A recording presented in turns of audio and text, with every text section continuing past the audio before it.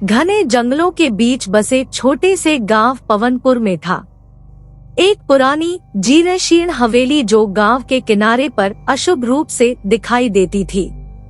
स्थानीय लोग दबी जुबान में इसके बारे में बात करते थे और इसके भूतहा इतिहास के लिए भयानक कहानियों को जिम्मेदार मानते थे।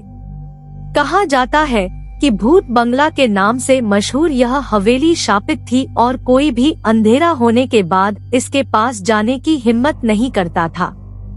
एक चांदनी रात में साहसी दोस्तों के एक समूह ने भूत बांग्ला की अशुभ प्रतिष्ठा को चुनौती देने का फैसला किया। समूह के साहसी राज ने अपने दोस्तों पूजा, आर्यन और स्नेहा को प्रेतवाधित हवेली की खोज में शामिल होने के लिए मना लिया। टॉर्च की रोशनी और घबराई हुई हंसी से लैस वे चरमराते दरवाजों के पास पहुँचे। उनके दिल प्रत्याशा में तेज हो रहे थे। जैसे ही वे हवेली में दाखिल हुए, अंदर की हवा एक अकथनीय तनाव से भरी हुई महसूस हुई। समूह ने धूल भरे फर्नीचर और फीके चित्रों से सजे डरावने मंद रोशनी वाले कमरों का पता लगाया। अजीब सी फुसफुसाहटें हॉल में गूंजने लगी, जिससे वातावरण में ठंडक बढ़ गई। उनकी शुरुआती बहादुरी के बावजूद दोस्तों में बेचैनी घर कर गई।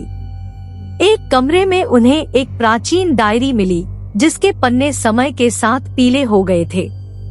प्रविष्टियों में दशकों पहले सामने आई एक दुखद प्रेम कहानी के बारे में बताया गया था। एक युवा जोड़ा, माधव और राधिका, एक बार भूत बंगला में रहते थे। तंत्र मंत्र के प्रति माधव के जुनून ने उसे अलौकिक शक्तियां हासिल करने के लिए अंधेरे अनुष्ठानों में शामिल होने के लिए प्रेरित किया। हालांकि परिणाम गंभीर थे और एक द्वेषपूर्ण शक्ति ने उसे भस्म कर दिया, जिससे वह एक प्रतिशोधी भावना में बदल गया। जैसे जैसे दोस्त कहानी में गहराई से उतरते गए, कमरे के कोनों में परछाइयां नाचने लगी और तापमान नाटकीय रूप से गिर गया। उनसे अनभिज्ञ माधव की भूतिया उपस्थिति उनकी घुसपैठ से परेशान होकर बनी रही। दोस्त, जो अब एक अस्थिर माहौल में डूबे हुए थे, उन्होंने शापित हवेली के पीछे की सच्चाई को उजागर करने के लिए दृढ़ संकल्प किया। जैसे ही वे हवेली के तहखाने में पहुँचे, हवा के ठंडे झोंके ने दरवाजा जोर से बंद कर दिया, जिससे वे अंदर फंस गए।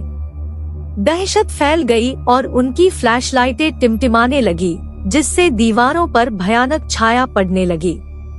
भूतिया फुसफुसाहटें तेज हो गईं, जो माधव के दुखद भाग्य और उसकी बदला लेने की प्यास को बयां कर रही थी। अचानक तापमान गिर गया और दोस्तों को लगा कि कोई अदृश्य शक्ति उन्हें अलग अलग दिशाओं में खींच रही है। उनके सामने एक वर्णक्रमीय आकृति साकार हुई माधव की पीड़ित आत्मा प्रतिशोध की मांग कर रही थी। जब उसके दोस्त दया की गुहार लगा रहे थे तो कमरा उसकी दर्दभरी चीखों से गूंज उठा। भूतिया पकड़ से मुक्त होने की बेताब कोशिश में दोस्तों को डायरी याद आ गई। इसके नाजुक पन्नों में समाधान खोजते हुए उन्होंने एक अनुष्ठान की खोज की जो माधव की आत्मा को प्रसन्न कर सके और अभिशाप को तोड़ सके।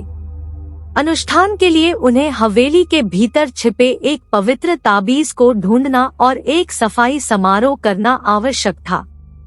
जैसे जैसे वे समय के विरुद्ध दौड़ते रहे, भूतिया प्रेतों से बचते रहे और गुप्त सुरागों को सुलझाते रहे, दोस्तों ने एक गुप्त कक्ष में ताबीज को उजागर किया। कांपते हाथों से उन्होंने माधव की बेचैन आत्मा को शांत करने के लिए प्राचीन श्लोकों का जाप करते हुए अनुष्ठान शुरू किया। जैसे ही अनुष्ठान अपने चरम पर पहुंचा, हवा ऊर्जा से गूंज उठी।